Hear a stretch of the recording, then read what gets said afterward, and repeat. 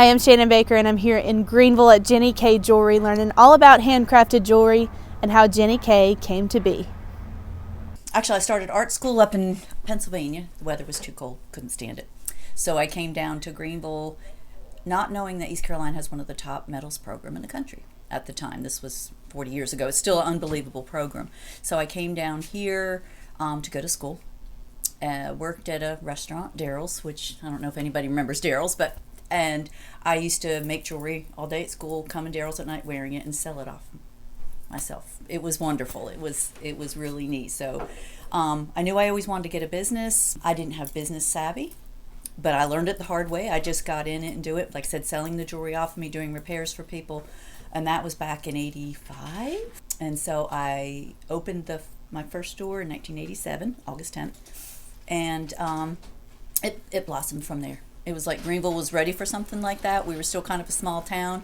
Turned a profit in the first 3 months of business. I was booming. I was making all the jewelry, and to this day, I don't make it all. I have helpers now. I still do the designing, all the gemstones, the custom work. We have a staff highly trained staff that helps make the jewelry. This is my third location. I've always been in Arlington Village. I started selling jewelry out of my home, which back then you kind of really weren't supposed to do. Nowadays it's fine, everybody does it, but back then you really weren't. And I knew I had to get out of my apartment at that point in time, so I rented a small little office for $250 a month, a little office suite behind a hair salon. People would come over with their hair all done up, in the plastic caps and stuff, and come over and they'd be like, Jenny, can you entertain these people while I've got 3 other haircuts? So they'd come over in the shop and I'd make jewelry for them while they sat there and watched me make the jewelry. And they had a ball and they said, hey, can you make a pumpkin? Sure. And they'd sit there with their hair up in the curlers and stuff, and I'd make them a pumpkin. So it kind of mushroomed from there. They'd come over but they got to sit right next to me, or they had great grandmother's ring that they didn't trust any jeweler with. So I would sit them right next to me and give them a cup of coffee, and they would sit with me, and I'd reset their stones so they could watch that they made sure everything was taken care of properly.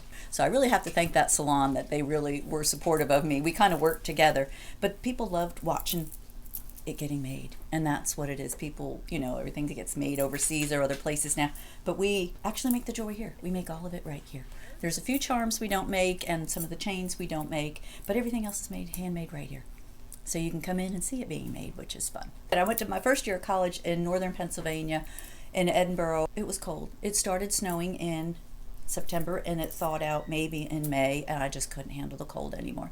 So I came down south. Love it. I should have been born down south anyway. I'm not a northern person. I never had a northern accent. So I love the south. It's wonderful. And Greenville, the second I got to Greenville, I knew it was home. I've tried to leave a few times, but Greenville always pulls you right back. It's a good town.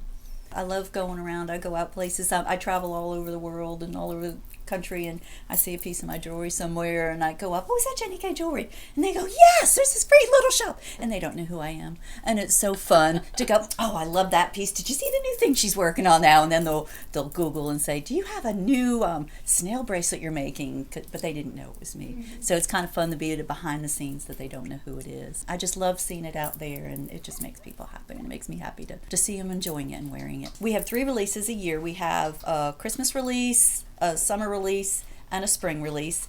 And this year I just came up with a new set of trees. Every year I try to come up with a new Christmas tree. You'd be surprised how many different Christmas trees there are out there. So this year there's a new design of a Christmas tree. We have little Santa hats, pendants. Yeah, their new Christmas release. They just got released December 1st. We have a limited quantity of them, so you have to come in and look. But if you didn't get one of the new releases, don't worry, we still have some of last year's releases. But it's really fun to just, like I said, come up with a different Christmas tree. I already come up with next year's Christmas tree. I was working on it this morning. I'm thinking, no, I got to get through this Christmas before I go into next year's Christmas release.